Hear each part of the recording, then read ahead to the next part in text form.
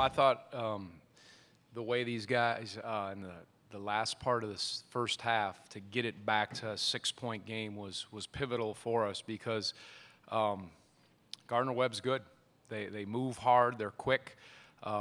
We understood that. They had a great backing. You could feel that. But I thought the way these guys came out and fought, and then in the second half, there's a few adjustments that we did, but these guys really stepped up and played. And that's a pressure. There's no doubt about it. You know, when you're in that spot, you feel the crowd, but it's something we had to go through. And I'm glad I'm up here this year and feeling a little different than I had Ty and Kyle with me last year. But it's the beauty of the tournament. You just don't know. But we played well in the second half and the end of the first half, which we needed to do. And I was proud of these guys, the way they responded when, you know, it got a little, well, it was just intense. That's the reality of it. First question here in the yellow shirt, right side. Gene Wong with the Washington Post. DeAndre, I know you said the other day you didn't really go through your head what you could have contributed last season, but it sure looked like you were trying to make up for lost time in the second half. How much did you take it upon yourself to kind of make sure you guys were going to advance this time? I was just trying to score in the flow of the offense. I didn't really try to play outside of it. I just tried to be aggressive when my team needed me and make shots. Back row on the right side. Dick Cox with Lindy Sports and Cox Sports Broadcasting for the players. What did you learn from last year's disappointment that you think maybe helped to get you through the adversity that you went through first half today?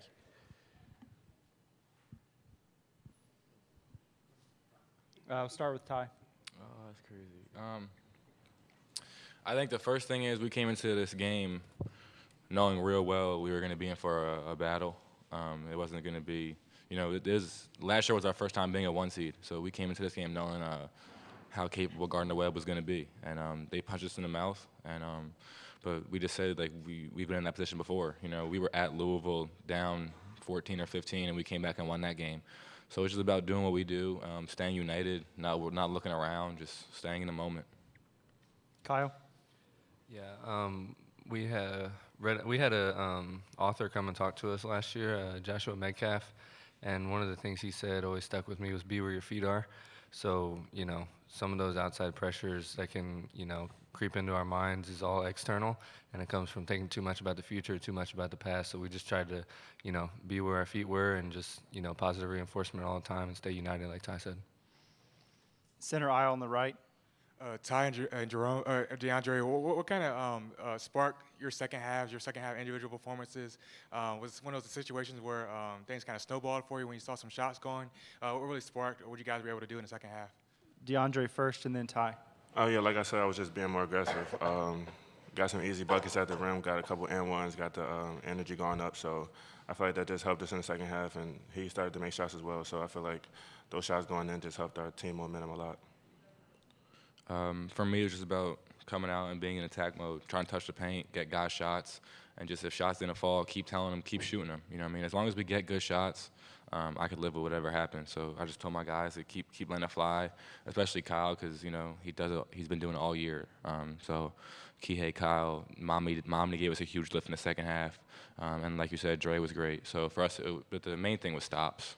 It was just if we knew if we can get stops, the ball would eventually go in. So for us, it was really about getting stops. Front row right side. Paul Woody, Richmond Times-Dispatch for the players. At each timeout, it seemed like Coach Bennett was saying things to you to either keep you calm or to keep your heads in the game. And then what was he saying during the first half? And what did you guys talk about at halftime that enabled you to come out and play as you did at the start of the second half? Kyle first. You know, these answers are going to become redundant, but that's what got us through the game. And like Ty said, we knew we were in for a battle. And Coach reminded us that we already knew that, and we've stood the test of time. So now we're just, you know, playing our game and staying in attack mode and getting stops and getting good looks, and we'll live with the outcome. About midway back. Oh, sorry. Go ahead. Ty. We skipped Dre. Yeah, every time out, we had a different mindset. Because, I mean, I remember last year, halftime against UMBC, one of our coaches came in screaming at us, and we got so yeah. So I think we felt their panic last year at halftime, and that was one thing I remember of not doing a good job keeping everyone calm. That's something I pride myself on too. So I think every time out, it was just a matter of keeping guys calm, but also keeping our edge. You know, you got to find a balance. You can't come out just everything's going to be okay, stay calm. So just trying to find the right balance of staying calm and keeping our edge. On the right side. DeAndre, after one of your three-pointers, you sort of spread your arms really wide and smiled. After not being able to play in this tournament last year, how gratifying was it for you to be able to contribute and hit some of those three-pointers? It was great. I was having fun, just like Kyle said. I was just being in the moment, being where my feet were, and I did that because I was happy I was missing something, so I made that one. I was real excited. The last question for the student athletes here on the front. Yeah, I just want to ask Ty, talk about, you mentioned Mamadi.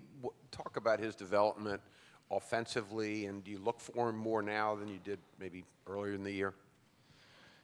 I think the biggest difference, well, first of all, we don't necessarily look for certain people. Like, we're never going to not throw a ball to somebody that's open, you know what I mean? So for us, it's just about getting the best shot you possibly can. But I think the biggest difference, what I was most proud of Mamadi for, is he did something today where I don't know if he could have done it in the beginning of the year. He came out and he had a shaky start, and the way he responded was huge for us. We needed every bit of it, and that's something he definitely couldn't do last year. And that's just a testament to his growth as a person, really, more than a player, just his ability to respond and fight through adversity. Thank you, guys. Questions for Coach? We'll start here, second row in the green shirt. Aaron McFarling with the Roanoke Times. Tony, was that a conscious thing to try to stay a little calmer and keep everybody a little calmer in the halftime locker room this time around? No, and what was your message? Well, it was a different halftime than last time. It was just the ability, because I thought we had fought back, as I mentioned, at the end of the first half to get ourselves in a spot where there was a lot of basketball left. But that's one thing I said to my staff. We just talked right before we went in there. I said, uplift them, and we'll talk about them. We talked about don't panic, but play with fight, because that's what got them back in. When you look at the stat sheet, I think the difference was some offensive rebounds, some scrambling for loose balls. We had 10 steals. I don't know how many we had in the second half versus the first half. Yes, we made some adjustments that I think helped the guys out there, but it was, don't you dare leave anything in this locker room. You don't panic, but you play the right way with a, I guess, I don't know if it's calm's the right word, but I thought that they did that with the fight. But last year, you can feel that. You could feel it a little bit at the game. And you ask any coach who's been in that game and it gets tight, and we're the only one who's experienced the other side of it. But that's real stuff, and I thought the guys just kept plugging, and Gardner-Webb missed some shots. Maybe they got fatigued, but I thought the resolve of our team was good to weather that storm and have a good second half. Front row on the right. Yes. Tony, you guys outscored them 22-5 to start the second half. It looked like you were, to build that lead, it looked like you were attacking inside. Was that part of your strategy at halftime? Yeah, I mean, it was just, we wanted to give them something where they could be assertive and not mix things up and say, hey, run this, run that. Just here's our base, and play out of it and get on the glass, because I thought we did that. And if there's something inside, yes, try to get to the lane. And then, obviously some shots went down. And it was definitely part of it. We had to, without forcing or taking too many bad shots. So I thought there was a good balance. Front row on the left, Richard. Richard Walker, Gaston Gazette, Shelby Star. What did you know about Gardner-Webb, and what did they do that was so effective for them early on? Yeah, I knew, well, one of our assistant coaches, Kyle Getter, was at Liberty with Coach McKay. And just watching them play, I watched them against, Georgia Tech, Wake Forest, even Virginia Tech. They didn't have DJ the first half against them. But then in the tournament, how, when you play teams that are 5 guards or 4 guards that shoot 40% from the three, their offense is fast. They slip ball screens. That was hard. We tried to prepare as well as we could, and it was, we struggled. And I think the nerves were there, but they were banging shots and had us chasing. And they did a good job defensively. So we had all the respect. Those guys said it right. You know that. Certain teams and matchups are challenging. I mean, they all are at this level, but that's a tough one. You don't play a lot of teams like that in the ACC, and their quickness was noticeable, how fast they played offensively, And then again, we turned it over. We were a little tight, I think, early with our turnovers, and all that started feeding in. And in some ways, it felt like a road game with the crowd too. So being less than 2 hours, Gardner-Webb people came out and supported them, but the Virginia faithful were there too. So you had a lot of those dynamics going. But much respect for Coach Kraft. He's good, really good. Back row on the left. And Tony, Pete Iacobelli, Associated Press. Do you feel like today's win kind of, I don't know, gets you past what happened last year, and now these guys maybe can relax a little bit and play in the NCAA tournament? Did you watch Oklahoma play? I didn't get to watch it, but my staff said they were impressive. That will always be part of our story. I understand that, and I'm sure a lot of people thought it was going to be part of our story a second year in a row. But it's just now, this is a new year. This is trying to be in the moment, and that's a challenge to the best of your ability. So now you get your rest, you prepare for Oklahoma, and get ready. So I'll tell you that after the game on Sunday. But I think it was important that for those guys, a lot of them, were hoping to be in this position again. And they stepped to the challenge, even though it was a little wobbly at times. front row on the right. Paul Woody, Richmond Times-Dispatch.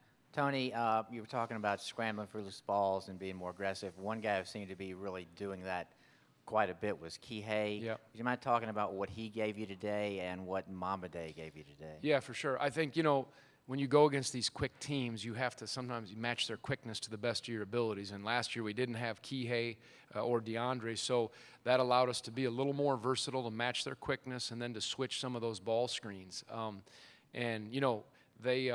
thought his competitiveness and his ability to come up with loose balls was significant. Banged a three, just did some things that were good. He played obviously very poised and well for a first year. And then Mamadi, I think Ty hit it on the head, and it wasn't all Mamadi's fault. It was just a little hard early getting used to their pace, and again, we made some adjustments that helped him defensively, but boy, he really did a good job on the glass, playing hard, finishing some stuff, and that lift was huge because you have to get some easy baskets. You can't just live and die by the three, and I thought we tried to do a little better this time.